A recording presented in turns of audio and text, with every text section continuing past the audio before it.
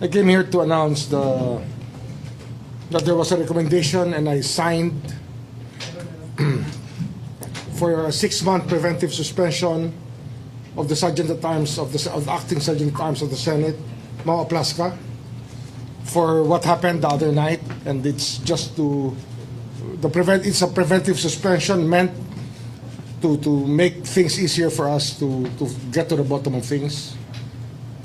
Kinakailangan kasi na mapag-aralan yung pangyayari na naganap sa Senado nung 13 ng Mayo, nung gabi, at madaling araw kahapon lang yun, no? Madaling araw kahapon, kung saan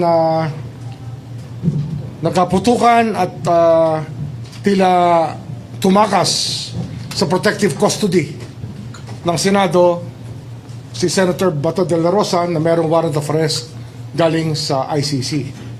At yun ang mahalagang